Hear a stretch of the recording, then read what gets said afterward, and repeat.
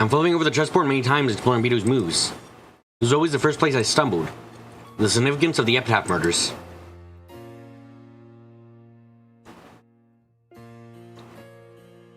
Why should you have to commit serial murders in a way that reproduced the witch's epitaph? If you wanted to kill the whole Ushiromio family for revenge, it would have been much simpler, safer, and more reliable to just put poison into their dinner.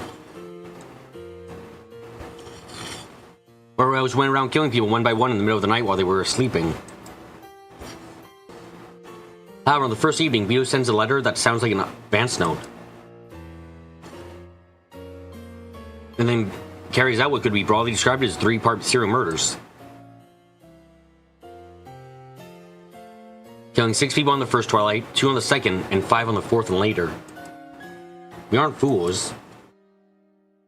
Once the first murder occurs, we barricade ourselves in somewhere to stave off any further murders.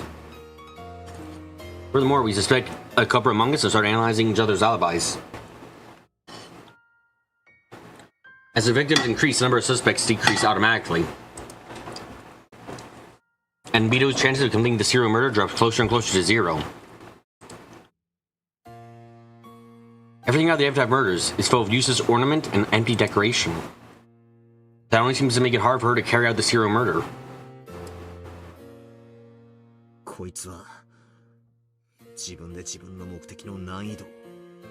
She's raising the difficulty of completing her own objective. That does follow. She's a strange child, isn't she? Did you know? In mystery novels, there are sometimes murders that follow the events of a poem or nursery rhyme, just like these epitaph murders. I think it's to the reasons these nursery rhyme murders occur into 3 major groups. And what are those? The first would be when it benefits the culprit to follow the epitaph and thereby confuse the evidence and alibis. The classic need pretending to be dead and mixing yourself in with the victims is an example of this. As is committing murders in order that doesn't follow the epitaph, so that you can cause the others to mistake the order and give yourself an alibi.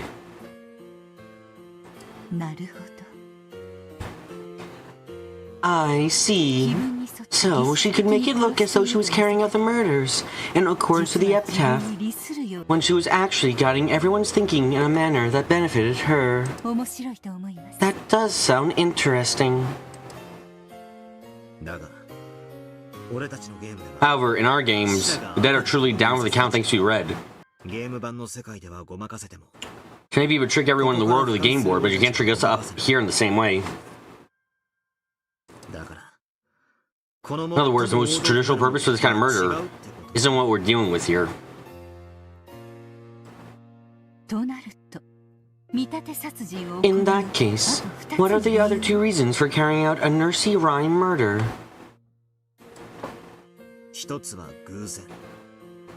One is coincidence. The culprit carries out a serial murder which just happens to look similar to epitaph without being intended to. And the witnesses mistakenly think it's a nursery rhyme murder.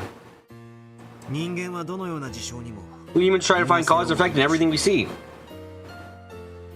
We think we know that what something is, and that's how it looks like to us. I see.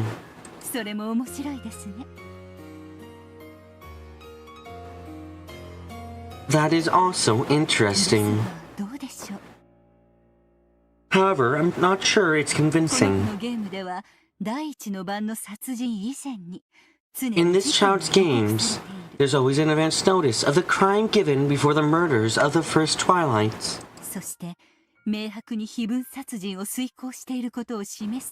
Also, I believe you find letters and circumstantial evidence one after another that clearly show the culprit is carrying out epitaph murders. Yeah, that's right. It isn't a coincidence. From the very beginning, Bito has been intentionally shoving the epitaph murders in our faces as she carries them out.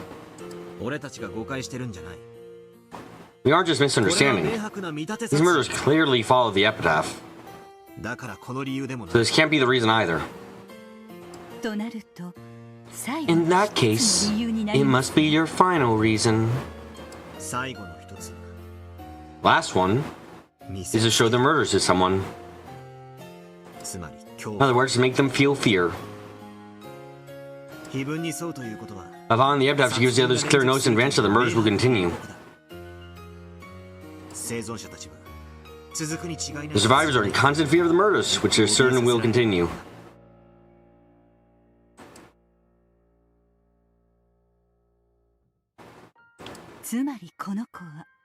In other words, this child performed these epitaph murders to create a feeling of mortal terror.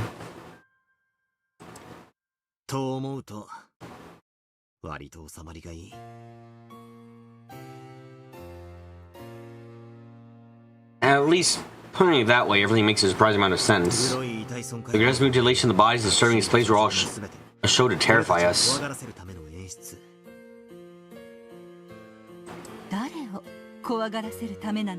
To terrify whom?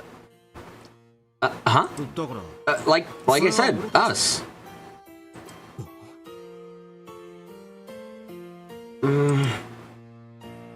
Hearing the one line Virgilia spoke so casually, my thoughts clouded over once again. Is it really enough to just use the vague word us? There are a lot of people in the Ushiromiya family. There's a head and the one who holds the ring of a successor, grandfather and Uncle Kraus. Our parents who have some pull in the business world. On the other side, you have the young cousins who usually visit at most once a year. And the unfortunate servants who just happen to be on duty. If the code board hated us all, they probably didn't hate all of us equally. In other words, they may have made it clear which one of those among us they really want to take revenge against and terrify. You're lying this to a kid eating desserts. Isn't the strawberry on top of the shortcake the part you should eat last? No one tells you that you shouldn't eat it first, but our mentality leads us into saving it for later. In that case, the culprit would want to leave the person they hated most until the end. Yeah, something to what was said by our favorite character in this novel I like. Something about how you start by killing the people close to someone, making them feel that sadness, then kill the person last of all. That's the worst way to kill someone.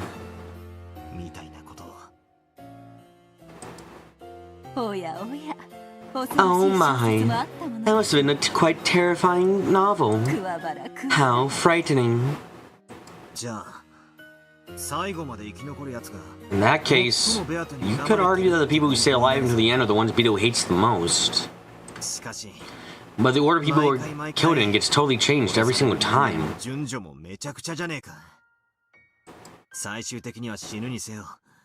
I mean, we all die in the end, but if you go through looking for someone who lives at least until the last twilight, every time there's... oh.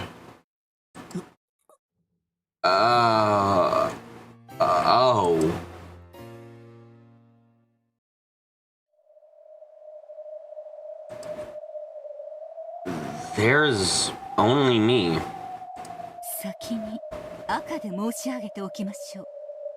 Let me first speak with the red. Battle-kun, you are not the culprit. You haven't killed anyone. This can be said of all games. And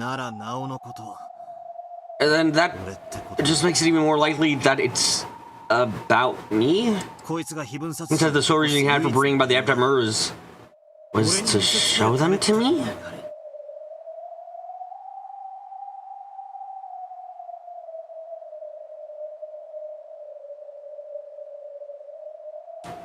Vito's always making out that she chooses who to kill next by roulette.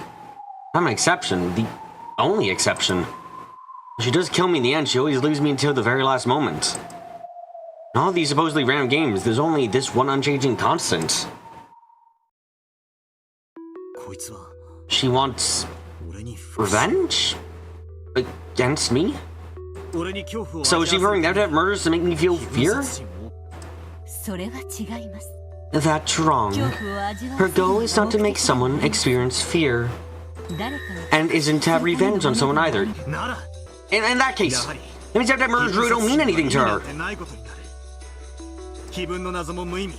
proof of the epitaphs is meaningless, and the corresponding epitaph murders are also meaningless. X equals Y equals 0. X equals Y equals 0. And so she's clearly trying to show these meaningless things to me. What could she want from me? Which is worth the same to her as something meaningless? I don't get it. The more I think about it, the less I understand what she's thinking.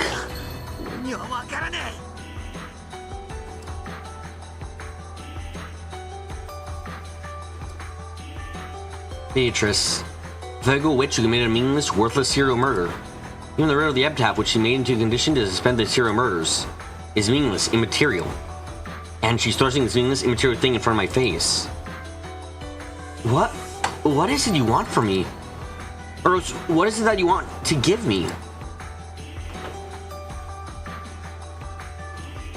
The idea that Beto must have been taking revenge on me. It's already been refuted and read by Virgilia. Both X and Y. Both the epitaph murders and the epitaph's riddle mean nothing to Beto. X equals Y equals 0. However, since she's throwing that in front of me, it must have some meaning. She writes us a pair of scales representing if you don't solve the epitaph, I'll carry out the epitaph murders. Now the epitaph murders are the epitaph's riddle of any significance by themselves. However, it becomes meaningful when she puts both halves on the scales and thrusts it out before us. No, before me. In other words, it should be like this. X equals 0. Y equals 0. X plus Y is greater than 0.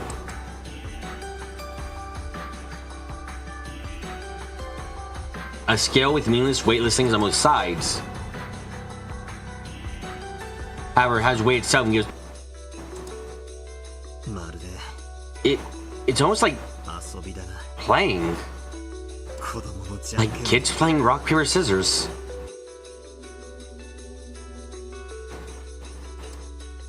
Rock, paper, scissors is the most immediate method of randomly determining a winner and loser. You usually bet some sort of privilege on the outcome. Kids often do rock, paper, scissors as a play without betting anything particular. You usually bet something, but nothing but feeling of joy or disappointment will come from a win or loss. In other words, two sides of the scale, winning and losing, are both valueless. However, the very act of seeing which way we will tip is the reason kids play rock, paper, scissors. After all, the kids are enjoying the communication that surrounds the game. They aren't purely interested in the value of winning or losing. They aren't overly concerned about who wins and who loses. That would mean it doesn't matter to Beto whether the epitaph murders succeed or not.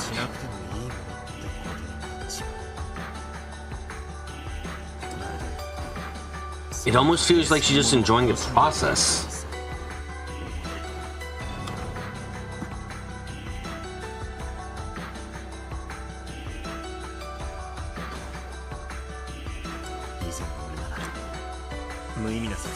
In the past, I would have cursed her, saying that she was a heartless witch who had kept murdering people for no reason.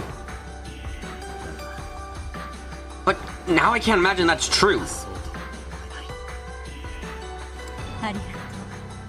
Thank you. In that case, I'll give you one more red. Beto never committed murder for the sake of pleasure. She didn't do it for pleasure, and she didn't do it to make anyone feel fear. She doesn't gain from the epitaph murders. She doesn't care whether they succeed or fail. It's almost like a random game kids would play.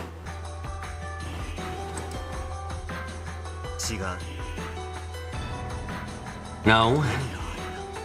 It must have meaning. To her.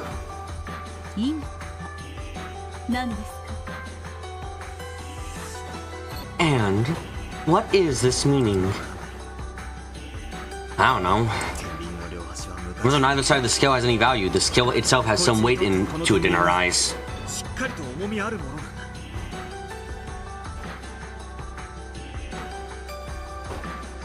Of course, it isn't meaningless.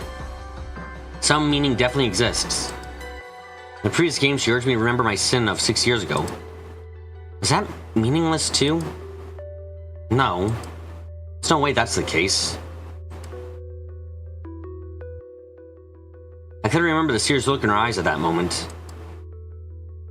Mostly I didn't have a clue what she was talking about. And she was devastated.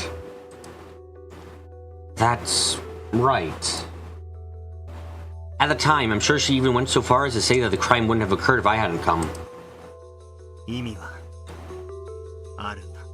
There is a meaning. Meaning to her. And she wants me to provide it.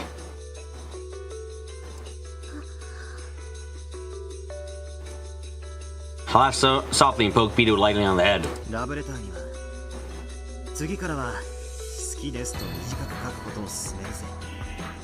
Next time you want to send a love letter, I suggest you just write I love you. If you make it too roundabout and confusing, no one's gonna be able to figure it out.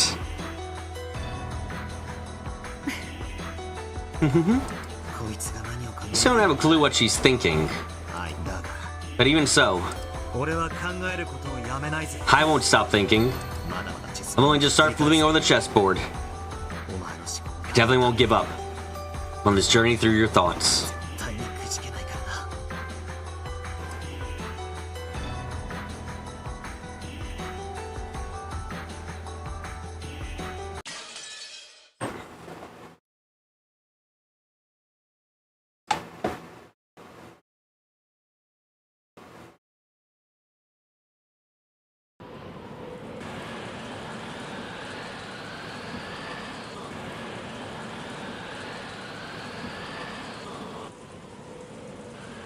Ballard did nothing but gaze lazily out the window.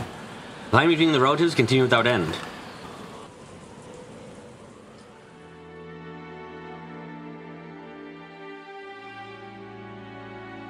At first, the relatives had crowded around the study. However, no matter how much they knocked, the master of the study did not answer even once. Evan and several others said they should open the door with the second key, the one Genji held. However, in the flash of brilliance, Nachi said that Kinzo had been in a particularly bad mood and taking back the key previously given Genji. Meaning that he now had both keys himself. Meaning that it was therefore impossible for them to open the door. After he promised to let them meet Kinzo tomorrow morning no matter what, they finally returned to the dining hall. Of course, the argument continued on even after they returned there. Eva's group wanted a lot of cash very soon and trying to threaten Kara somehow and make him pay up.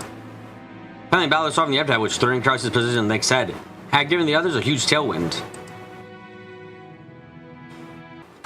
On the other side, Krause and Nachi denied the very basis of their argument, claiming that it had never been specified that ownership of the gold would be handed over to the person who saw the epitaph. They asserted that it hadn't been hidden gold but just Kinzo's stockpile. It was still Kinzo's property, which meant it was only natural to distribute it after Kinzo's death with the rest of the inheritance. After hearing this, Eva's group once again started demanding that they be allowed to see Kinzo. Probably been clear as day from the beginning. The sibling fight could only be sent by Kinzo. Zod says his confrontation was between Eva's group, which wanted cash fast, and Krause, who was hiding his lack of funds and still didn't need money right away. As Val listened vaguely to this exchange, he marveled at how, despite their usual affluent airs, they were all surprisingly deep in debt. Didn't you already say that a short while ago? That's enough. Let's take a break, while repeating the same things over and over. Currently, the clock was almost midnight. It's certainly a perfect time for a break. The atmosphere relaxes a bit. I agree. And you both signed some good to take a breather.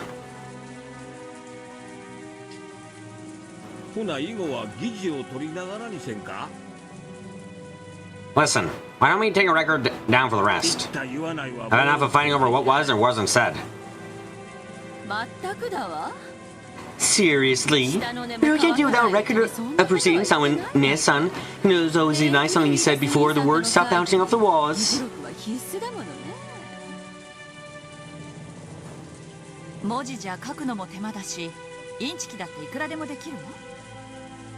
With a written record, just writing it would be a pain and be open to forgery. Right. Aniki, how does this work?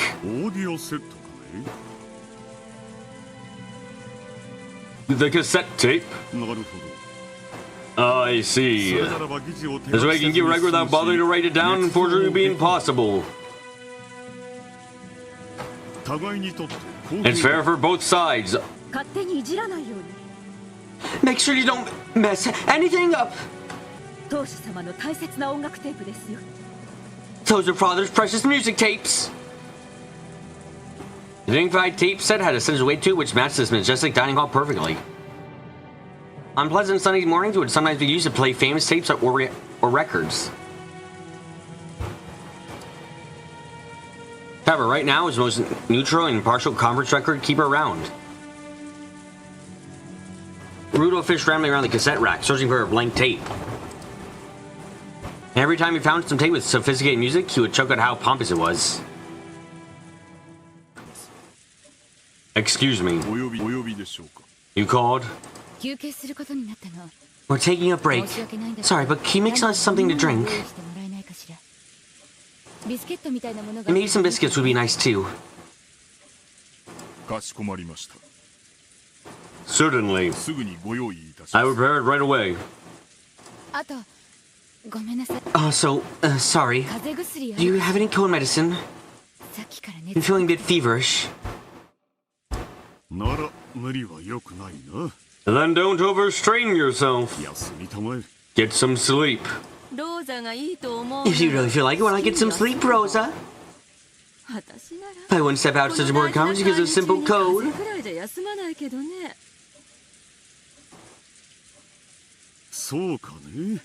Really? Natsuki, why don't we take a short rest too? Yes, dear. Sensing that he meant to have a strategy meeting, Natsuki stood up. Even if this wasn't the case, she was so desperate to get out of the room, even for a moment, that she'd taken any excuse. Across Natsuki left the dining hall, and the tension in the room truly relaxed.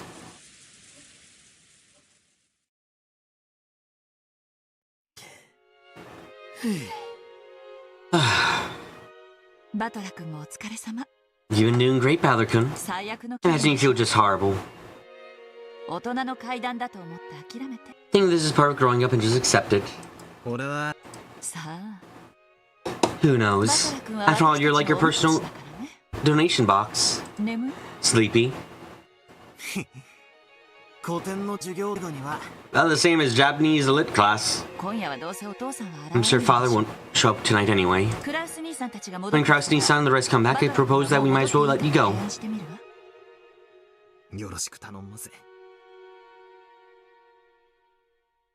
I'd appreciate that. Tap tap. A light knock and the faint sound of china clinging together could be heard. Excuse us. We have brought tea.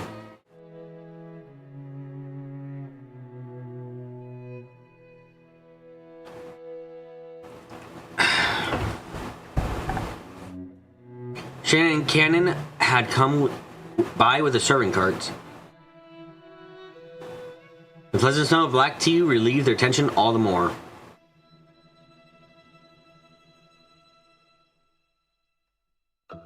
You don't think it's breaking the rules? You think the fact they can all see and talk to them both is a clue? Oh? I'm curious what you're thinking about that then.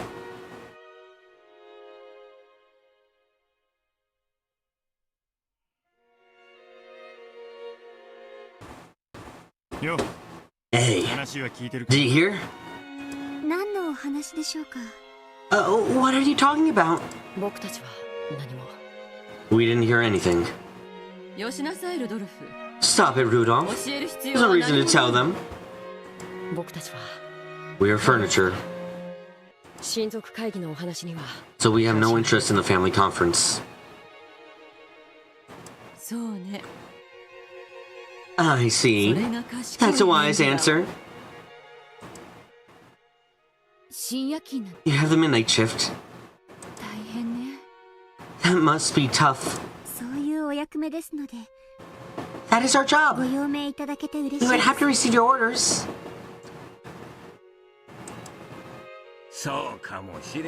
You could be right there. Probably even more tiresome to sit around awake doing nothing. When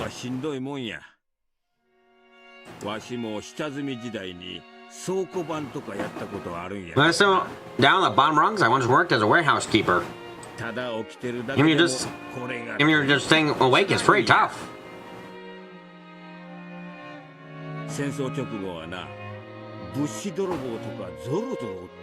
Right after the war, you got robbers all over the place. Plus, you couldn't rely on the police back then, so it was a pretty dangerous time.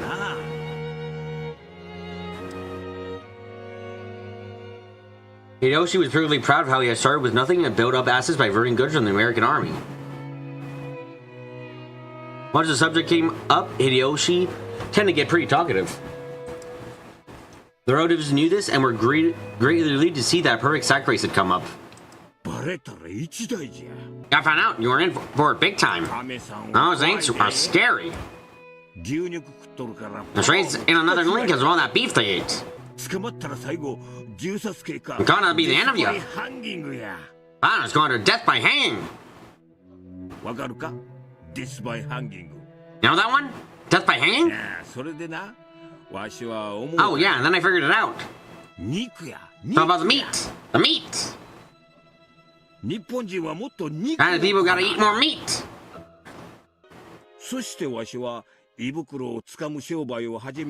That's what happened in the revelation. That's our business is capture people with stomachs. I see. That must have been quite a difficult task. Stop it, darling. No matter how much you tell people born after the war, they never understand how hard it was back then.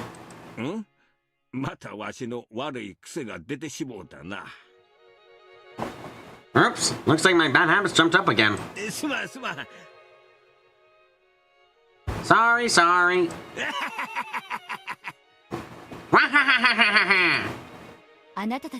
You should have some tea as well. I think it might help you if once in a while you use your own mouth to learn more about the tea you're brewing.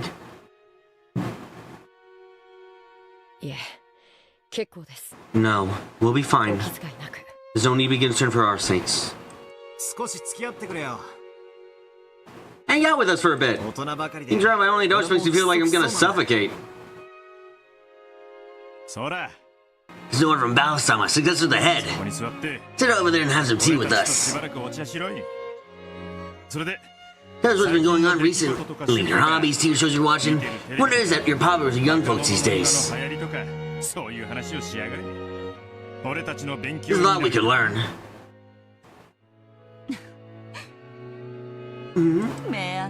That's a brilliant idea. Come on, sit down, both of you. Become our sack phrases now that we're starting things to talk about.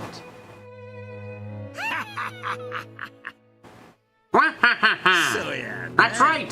The only way I'm going to talk to young folk at this age is going to a cabaret club.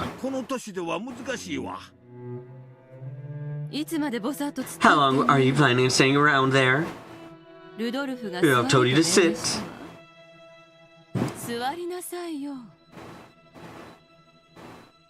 Go on and sit down.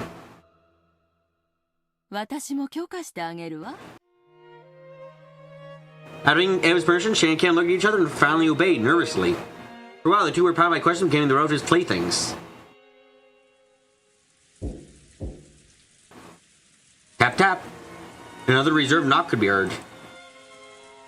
All the servants tended to knock in a similar manner, so no one noticed anything strange. However, Shan and Cam turned around with surprised looks on their faces. The servants here today include the two of them, Genji, Kumasawa, and Goda. Goda had the midnight shift at the guest house. Kumasawa got into bed at the servants' quarters in the guest house. They were in here, so Genji was the only person left. They knew very well that Genji wouldn't knock like that. Who is it? It's unlocked. Just come in. Rudolph didn't recognize the knock either. When he asked who is it, everyone came to the same realization that they had no idea who would knock like that. After that, the same knock repeated just once more. Could be that someone had their hands full, or is that saying that the door be open for them? has a slightly odd feeling when it comes to the room. The sound of the large clock in the hall could be heard. The sign that October 4th had ended and October 5th had began.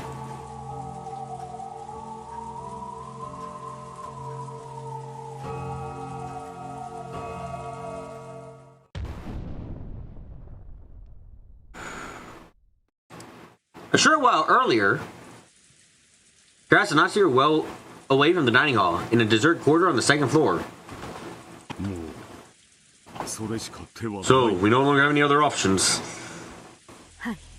Yes. I do not think the same trick will work again tomorrow. If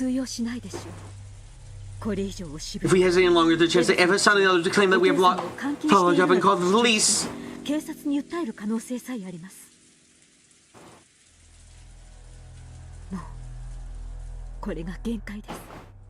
This is as far as we can go.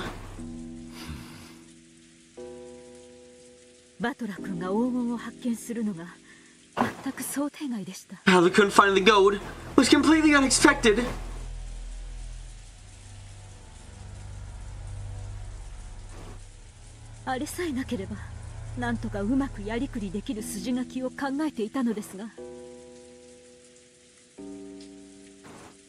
I thought of, if only that had happened, I thought of a plan which might have managed to get us through this somehow. Just like every other bet I've made. Something unexpected always arises and the guaranteed outcome is thrown off course.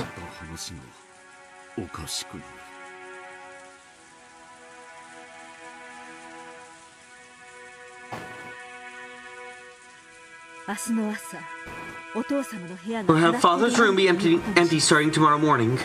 Let's find out with Genji and have him say that he saw Father heading out into the forest early in the morning.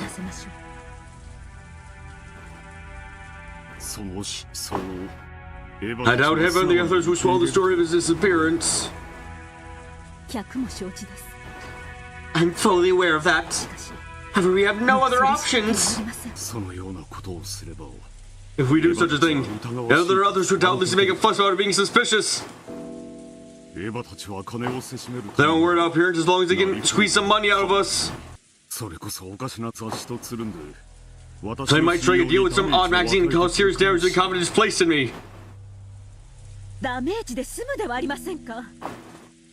We can live with damage!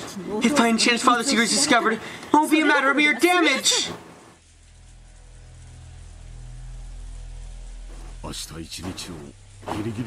nothing wrong with resisting till the last second tomorrow. If we're able to make it through safely, we won't have to lose anything.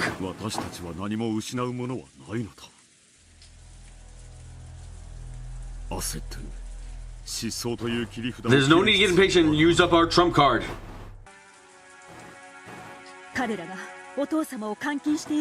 He wanted us to wait until after they start accusing us of locking Father up, and then reply that he's gone missing.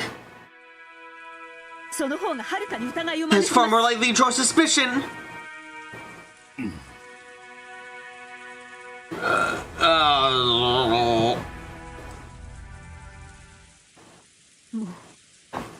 Let's just put Father to rest now. To go any further would be impossible.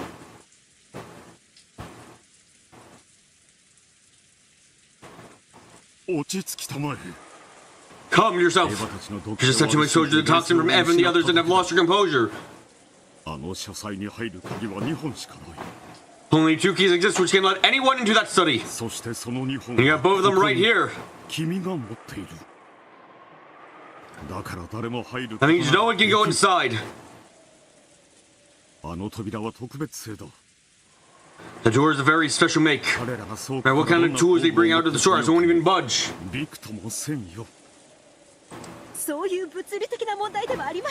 It isn't a physical problem like that. Look, stop panicking, settle down. If you like, you can pretend you've gotten fever and stay in bed. In the meantime, I will overcome all of this.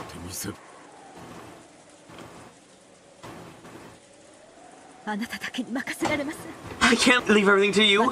I'll find you the end too.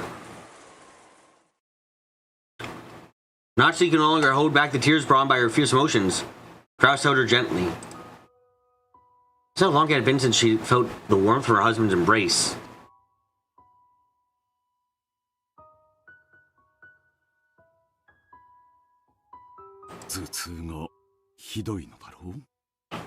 Your headache is killing you, isn't it? Whenever you get these creases between your eyebrows, I can tell.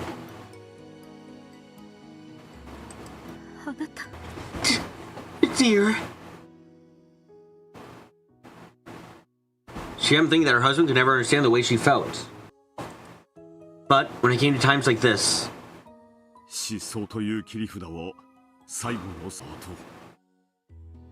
let's wait for the very last moment before using our disappearance trump card.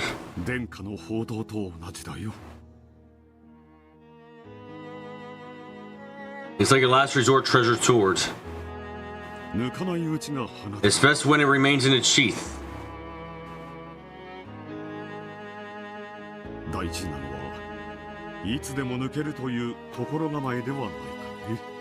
The important thing is being ready to pull it out any time. Wouldn't you agree?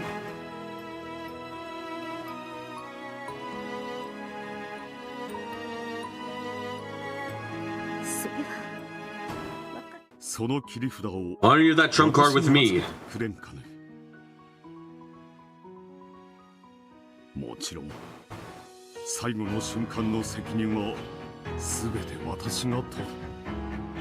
Of course, at the final moment, I would take all of the responsibility. I want to get you and Jessica involved.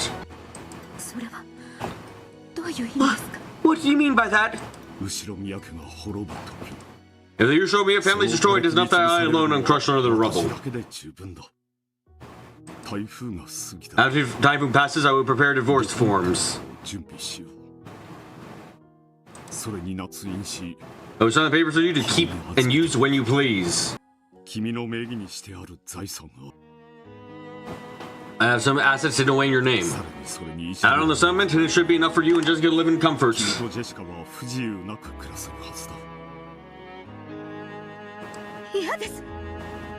No! Ushinoinachi is the name that should be engraved on my tombstone! Please let me be with you until the last moment! Even if it turns out that you are the last head of the Ushinomiya family!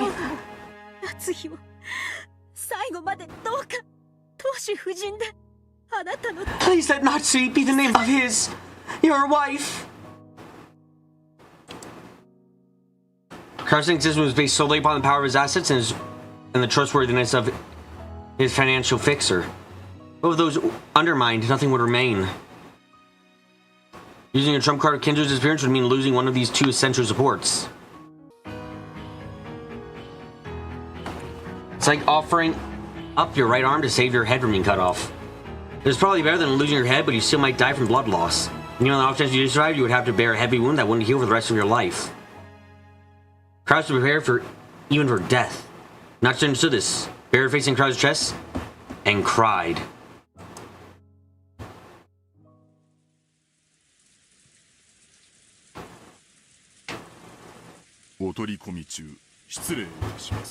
My apologies for interrupting.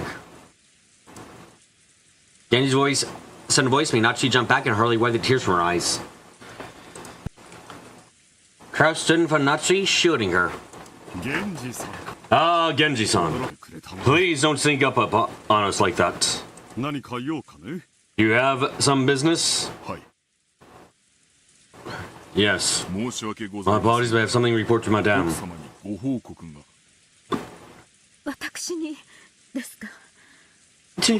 To me? Dear. I don't mind.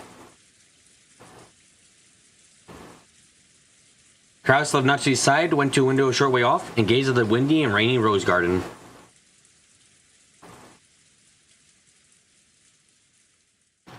Natsui went with Genji to a place a short distance away.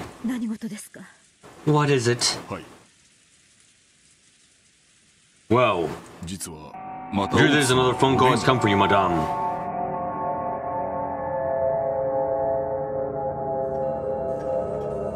At that moment, she was surprised by a sudden eerie sound. It's a large clock in the hall announcing midnight.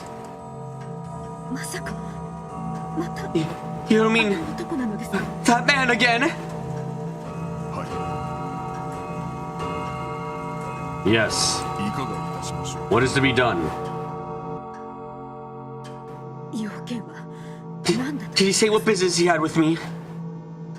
お答えいただけません He would not answer.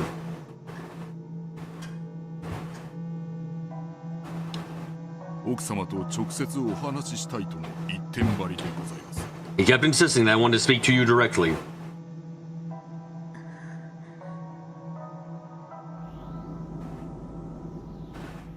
Again, a phone call from the man who claimed to be taking revenge for what happened 19 years ago. 19 years ago. That's just 1 year before Jessica and Balor were born.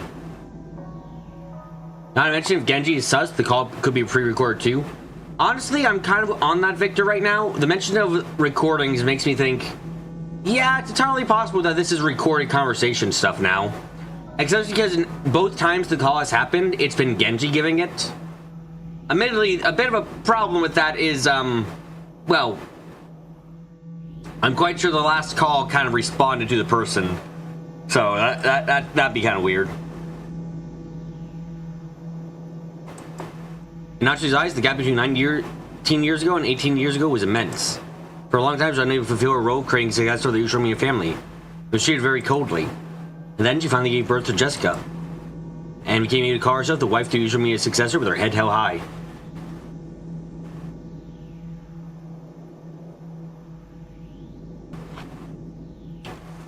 So in her eyes, Ushiromiya and Natsu began 18 years ago. So everything before that, including 19 years ago, contained nothing but hateful memories. Last year of that hateful period was whispering of revenge from the other end of the phone. Once again, she heard the roar of the sea. いかがなさいますか Transfer it to my room.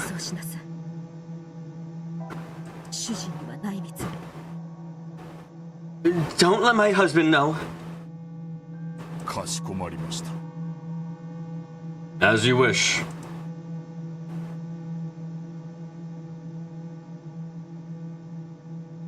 At the very beginning, Genny understood that she wouldn't want Kraus caring about this phone call. That was why he had told Natsu Natsu ordered that he transfer the call, told Kraus that she would turn in for the night, and left at a quick pace.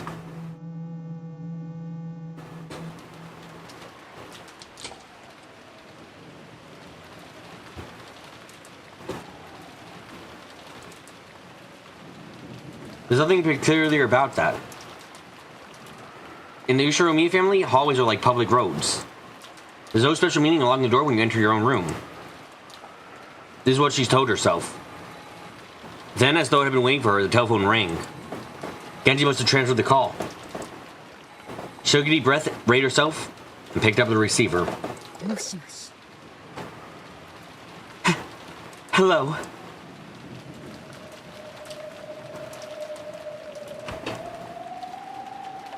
Again, it started with silence.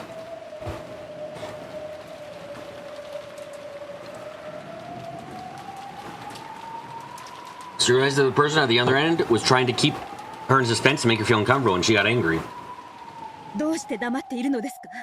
Why are you silent? I'm hanging up.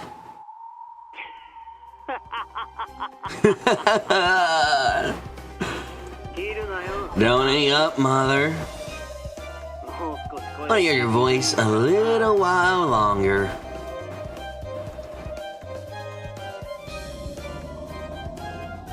Again, that unpleasant voice. Are you trying to mock me? Say your business. I don't want to play with you, mother.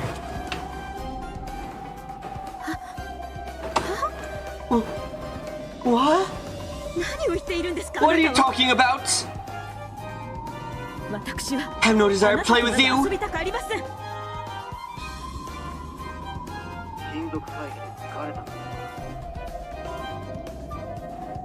You're tired from the family conference, right?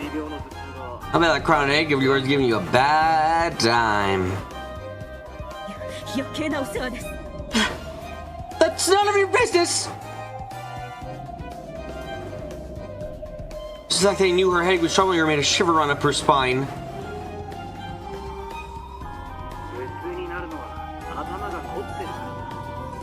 You get headaches because your head's all stiff.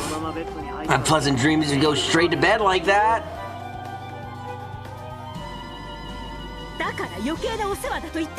Haven't I told you that's none of your business?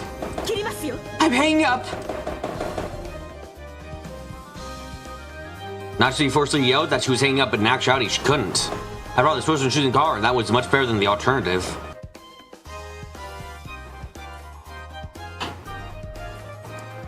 They're shouting out violently. This person might choose to call someone else. That's really a bit to help you relax.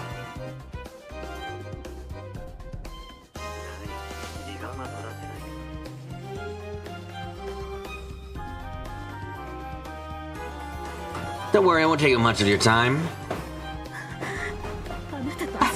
I have no intention of playing with you! Name is Natsu, mother. There's a kanji for a season in it. Very nice name. However, just because her name is Natsu doesn't necessarily mean you like summer. Which isn't your real favorite, mother?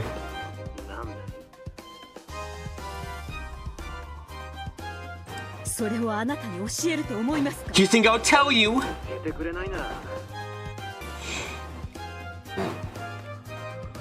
If you don't, I'll hang up. Are you sure you want that?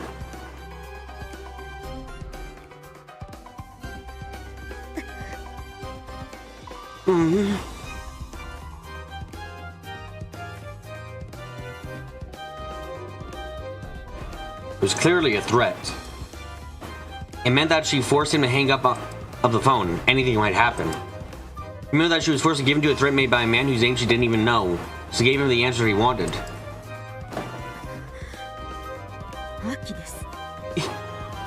It's autumn. Why? Because it's an easy season to pass the time in. There's no other reason in particular. Are you satisfied now? Yeah, I'm satisfied. Looks like your favorite season really is the same as mine.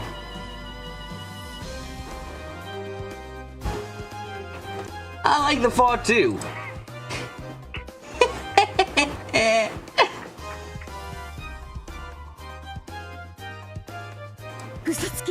Liar! You just made that up!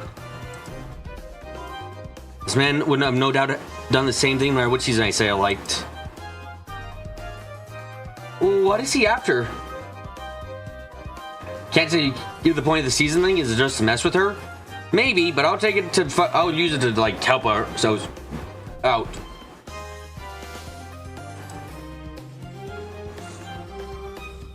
What's so fun about making me uncomfortable like this? It's not nice to call someone a liar.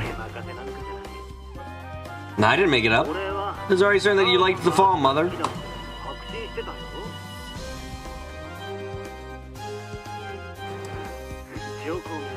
I can even show you proof. Proof? Yeah. Is there a clock in your room, mother?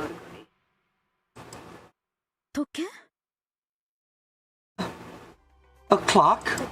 Yes, there is, but what's your point?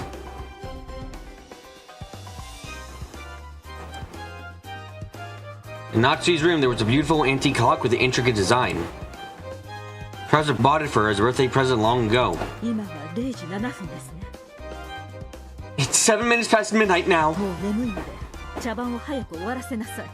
I'm tired, so please get this farce over with quickly.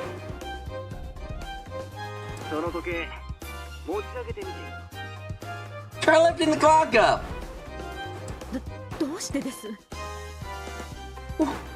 Why? You just don't know when to shut up. Stop resisting every time I say something. Jeez. Just shut up and do what I say. The tone of the man's voice suddenly went low, turning into a threat. It indicated clear displeasure. Outwardly, this man had a calm manner of speaking. On the inside, things were completely different.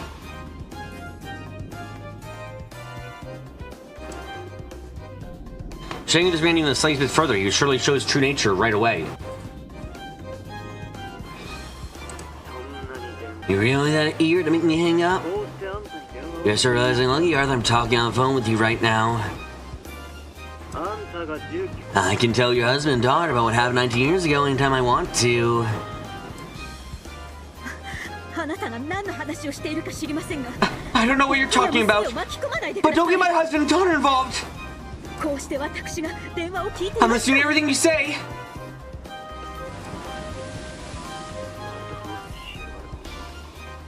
Then do what you're goddamn told. Once again, the man threatened me in a low voice to warn me to never talk back to him again. And the roar of the sea couldn't disobey him anymore. As man ordered, I lifted up the antique clock. They are like something that resembled a single playing card. Perhaps it was warranty for the clock? Thinking of this, she took it and turned it over.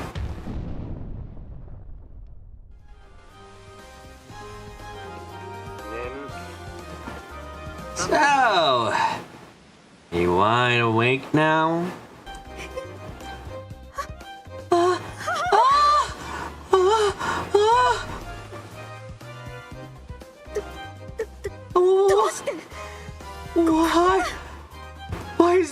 Why is this? I'll be happy your headache's gone down a bit. Tell me you're happy, mother.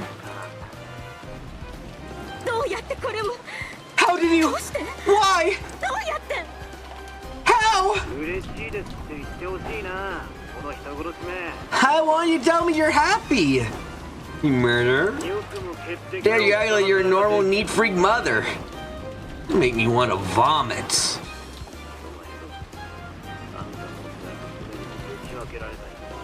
You want something to land on your husband and daughter as well? You don't, do you? You want me to keep quiet, don't you? Yeah, I'll keep quiet. See, aren't you happy? Are you happy?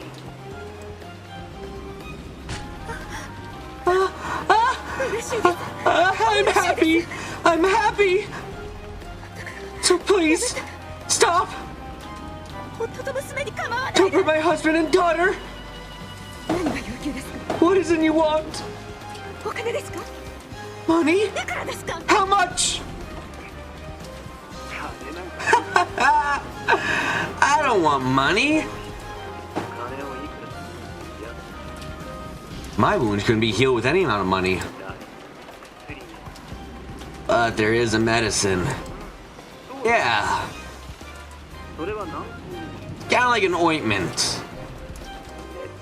Thick, syrupy, and dribbling. And that's my hatred. My resentment towards you. Slathering myself with that. It's the only way to hold back the pain.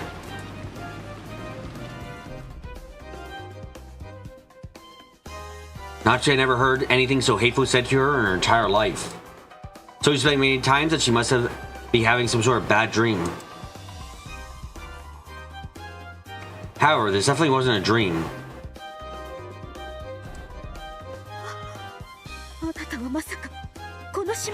You could possibly be on this island right now, could you? Oh, I am. Did I promise you? Said I'd be at the family conference. That's impossible! There's no way you could have come during this typhoon!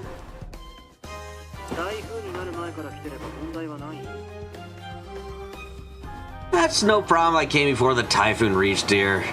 それに台風の最中であっても I'm pretty sure this guest code Erica would ever arrived even during the typhoon.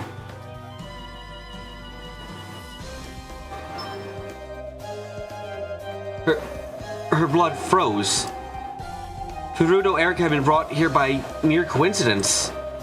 If he knew that name, he would have to be very close by. あなたはどこに Where are you? あんたの紹介がないうちは誰の前にも現れないさ I won't appear in front of anyone until you introduce me. Don't worry. もっと俺を探しても無駄だよ Oh yeah, excuses trying to search for me. あんたの屋敷は広 Your い mansion's huge. 電話だってそこいら中にあるしな And you have phones all over the あん place. ただって I'm sure you don't want to see me either, do you? それとも俺を見つけ出してみんなに紹介してくれる Or are you offering to find me and introduce me to everyone? ジェシカにも紹介してくれよ Introduce me to Jessica too! 何で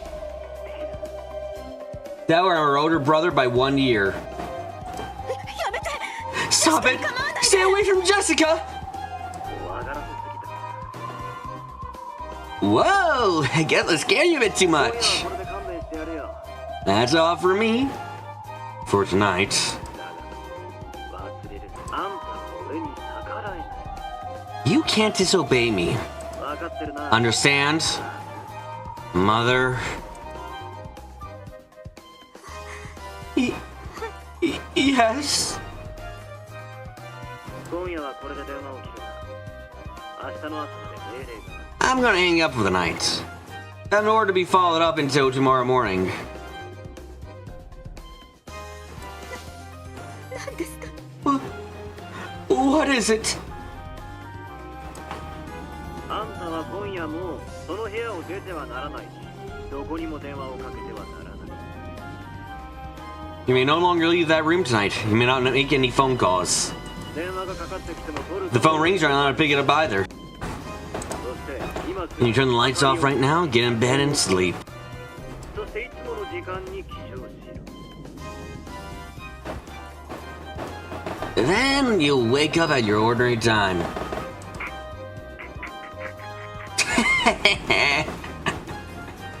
健康的な生活でいいな Sure is nice to live a healthy life. 母さんの体をいたわるなんて I really am such a good son, working so hard for the sake of my mother's body. わかりました I understand. 今すぐ寝ます I'll sleep right now. 部屋も出ません電話も出ません Only my roommate won't pick up the phone.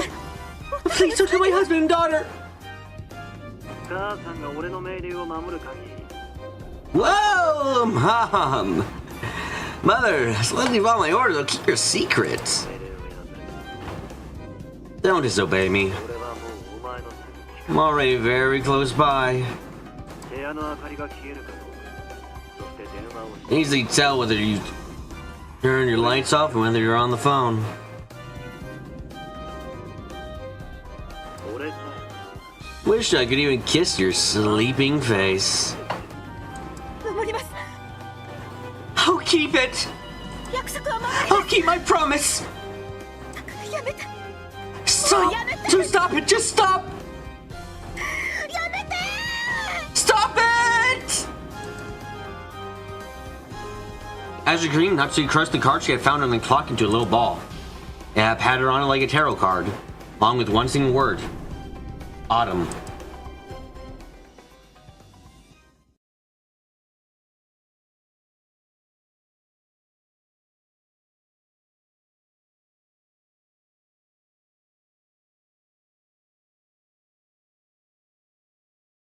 We go back in time once again.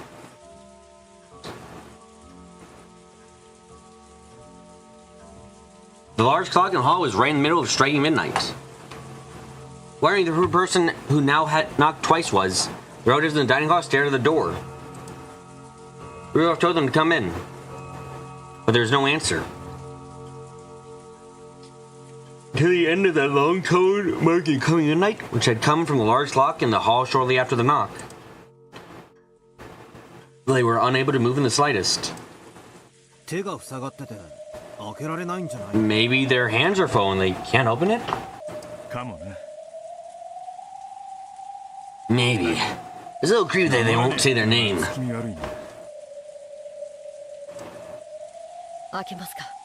Should I open it? Do it. Cannot back this, so I open the door.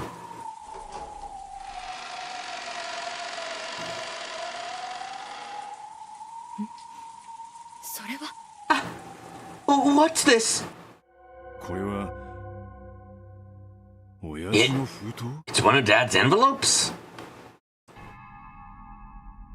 Right behind the open door on the floor of the hallway lay the envelope. There's no one in the hallway. Perhaps they placed it here and left. The notes flew out into the corridor as well. But they could find no trace of anyone who might have knocked on the door. Barely an hour ago, Shannon and Can had come in to serve tea. At that time, everyone had seen that nothing lay in that spot. Someone came, knocked, left an envelope with the mark of the one-winged eagle on it, and left. Could it have been the master? It's not unthinkable. Father's pretty much the only person in this mansion who would refuse to answer when asked who he was. That's not possible. If that's so, then why didn't Father come in here openly?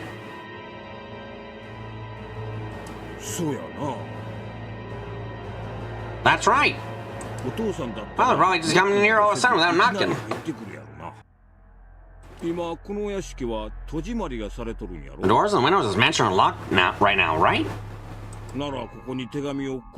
In that case, the only people who could have left the letter there are Kraus-san, Natsue-san, and Genji-san. By this point, the mansion had been completely locked up. Therefore, those in the guest house, the cousins, Najo, Goda, Kumasawa, and Erika, could not have come here. Furthermore, since Kraus, Natsue, and Genji were the only three who weren't in this room, one of those three had to have been the one who sent that letter down in the corridor. In that case, it was very likely that Kraus and the others had placed the letter there to make it seem like a message from Kinzo.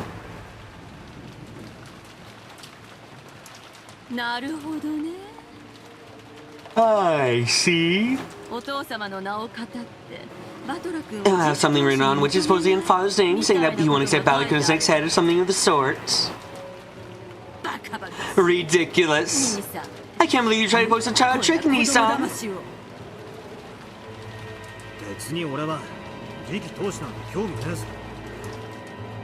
not like I have any interest in being the next head. Give it up. This is just your fate. Anyway, why don't we read what's inside? Ryo said the letter on the dining hall table and showed everyone the front and back. Almost like Magician does before performing his act to show that there are no tricks or hidden mechanisms. This envelope is without doubt Father's? Yes, there's no doubt. Father liked to use these envelopes for handwritten letters. What do you think, Shannon-chan? Yes. I asked as well. It looks like the type of envelope the master uses. That doesn't mean Father was the one who wrote it. It would be pitifully easy for Niece. The sign is natural in those from the drawer in Father's study.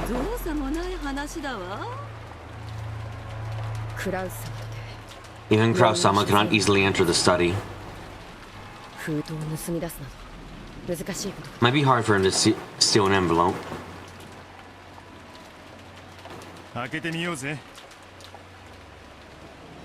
Let's try opening it. We can think about this later.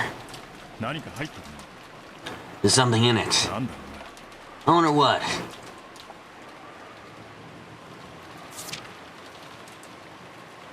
Rudolph opened the envelopes a bit roughly. Then a folded letter, and a glittering object fell out. It was a ring. Huh? Oh, wait a second. That ring is...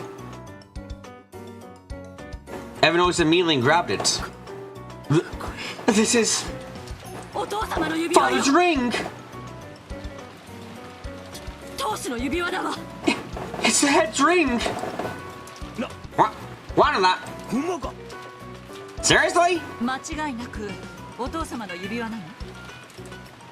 Are you sure it's father's ring? Could it be a replica? No! No, this is the real thing! I've always dreamed about wearing that ring on my finger someday!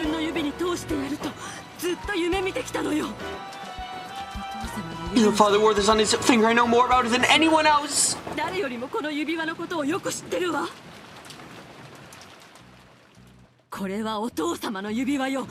This is father's ring, no doubt about it! Why is it here? Then this really was father who wrote this letter? The sender isn't Dad. One much more interesting. Then who's the letter from? It's from the Ushiromiya alchemist. A gun in which Beatrice-sama.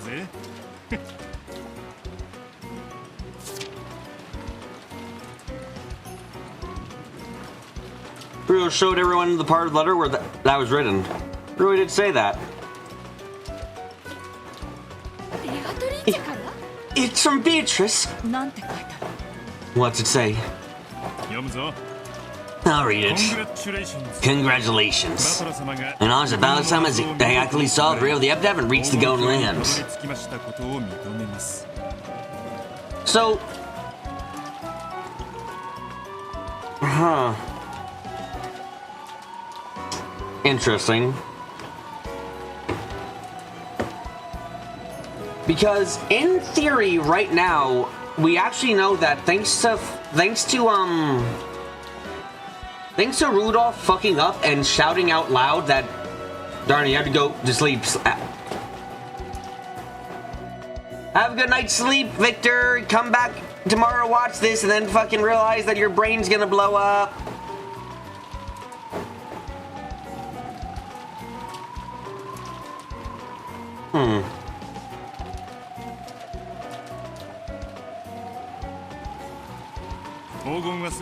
The gold belongs to him in its entirety.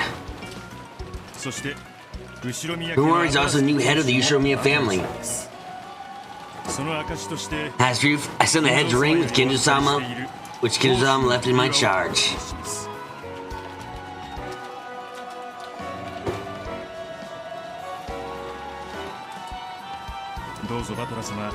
Battle-sama, I beg you put on this ring, become new master of the gold, and lead Ushiromiya family into the future.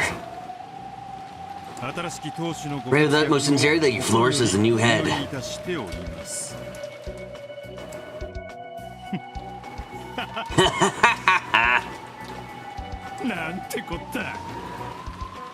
What the hell? See, Dad just won't come out of sight, so Beach with the force acknowledge Battle directly.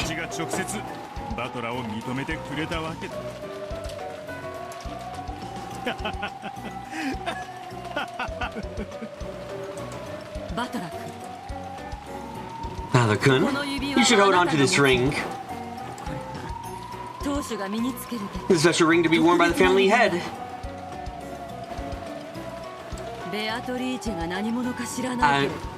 I don't know who this Beatrice is. But she's watched the whole thing and sent you this ring after acknowledging you as his true successor.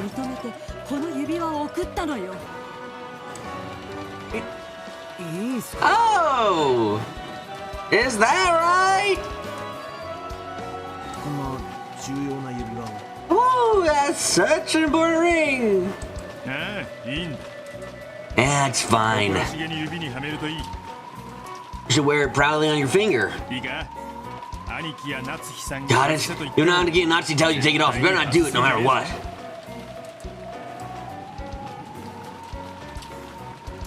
His creepy smile on his face is all over. It's urged Ballard to put the ring on his finger. Like things we get pretty nasty in your future, Ballard probably decide to put it on the middle ring of middle finger of his left hand. The ring was heavy and stiff. At that moment, Kraus returned. Genji came back as well immediately afterwards. My apologies. Looks like my wife isn't feeling well, so she's going to bed early. Did something happen?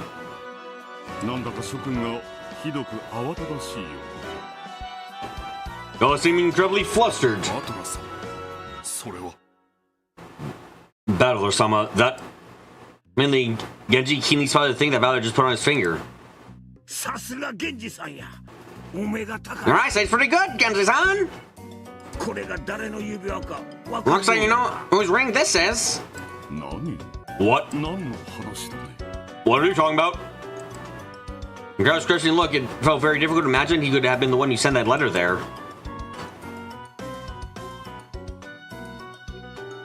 Furthermore, it's actually quickly changing to one of shock. That's right, it's the ring of the Ishimiya family head.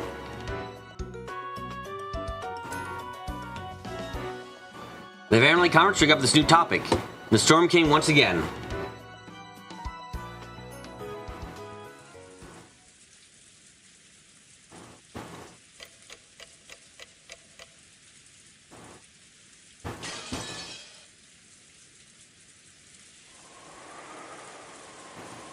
The rain was still pouring down as hard as ever.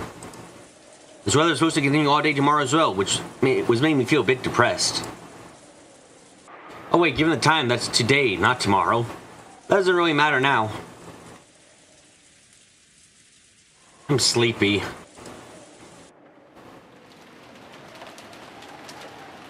Half asleep eyes, I opened my umbrella. Large drops of rain pound against it mercilessly. Technically, I had called an end to the family conference at 1 a.m. The post-match scuffles were still dragging on. I really don't know if Annie Rose managed to slip out of there at that time. She got away by saying that she checked on Maria, who might have been staying up too late. Thanks to Dad constantly involving me, I missed my chance to escape. And they made me stick around until now. 3 a.m. Jeez. What on earth did they spend all that time deciding? Nothing I decided at all. See, arguing about who said what, like elementary school kids. They must have been tired too. I'm sure that's why they kept dragging on with the same pointless questions. No one felt any shock or anger towards them. Guess no painkiller works better than drowsiness. I left them behind and finally returned to the guest house.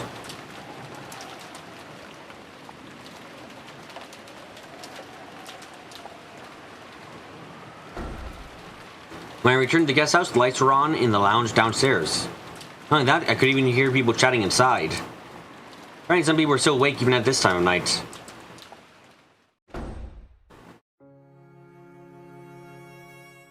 Despite the late hour, Goto-san and Dr. Andrew were still awake and chatting. Plates and cups were lined up on the counter. And it looked almost like a bar with Goto-san as the bartender. I noticed when I come back, it looked as though Dr. Andrew finally realized how late it was. As Goto-san made a top off his glass, he declined with an exaggerated gesture. Oh, that's enough for now. It's already up too late to begin with. Look how late it's gotten! You're such a good person to chat with, I hardly noticed!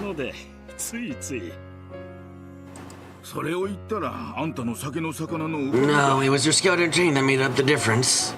I'll do this again sometime. Yes, gladly! Hello-sama, welcome back! It's discussing with Kraus-sama and the others still continuing. The way things were going, you'll probably drag it all the way out until dawn.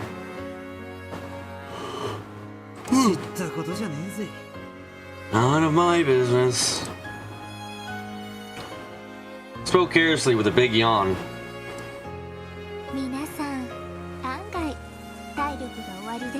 You have more Sam than I expected. It's quite a surprise. Oh, so you're here too. Yes, a humble little night gathering has begun to form quite naturally here. So I took it upon myself to join. Don't worry, I haven't said a word about you know what.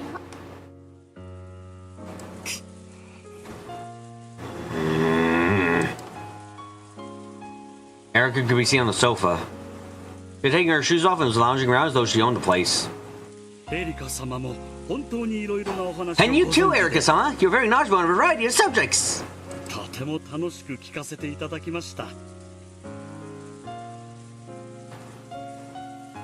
I enjoyed listening to you immensely.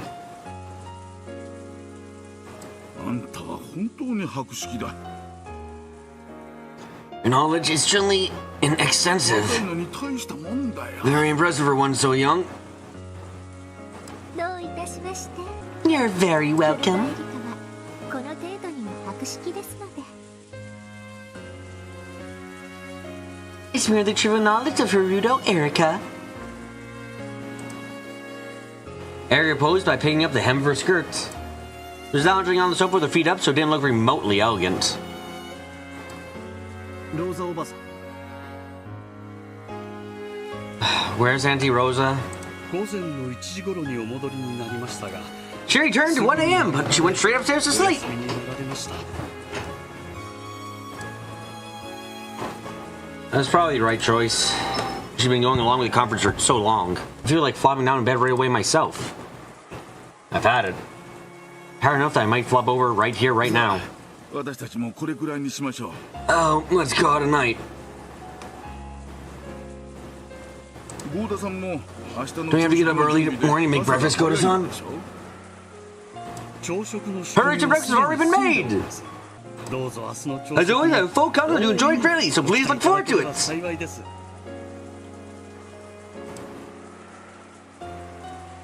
In Yoda-san's eyes, the family conference is an open stage on which to display his culinary skills. He's already so pumped up that he won't even get sleepy. As she left out how youthful Goda was, Erica stood up. This acted as a sign that it was time to disperse. お片付けは私の方でしておきます I will clean up here! どうぞ皆様はお休みを Please enjoy your sleep, everyone! Leaving the cleanup to Goda, I went to the bathroom and then climbed up the stairs to the second floor.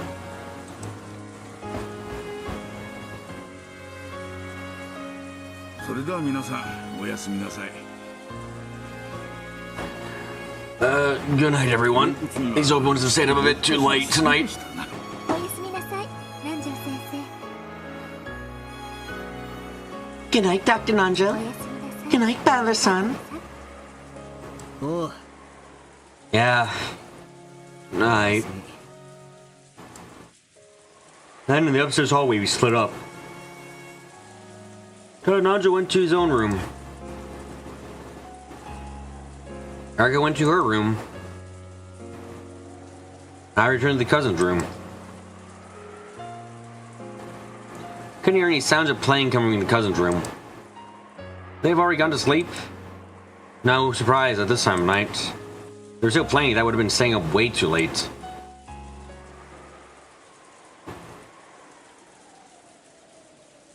I opened the door quietly. As expected, the room was already pitch black except for a small nightlight. Everyone was sleeping in their beds.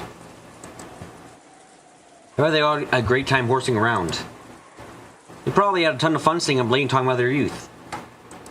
If only I hadn't found the goat, I could have had fun spending time with them. I'm already tired.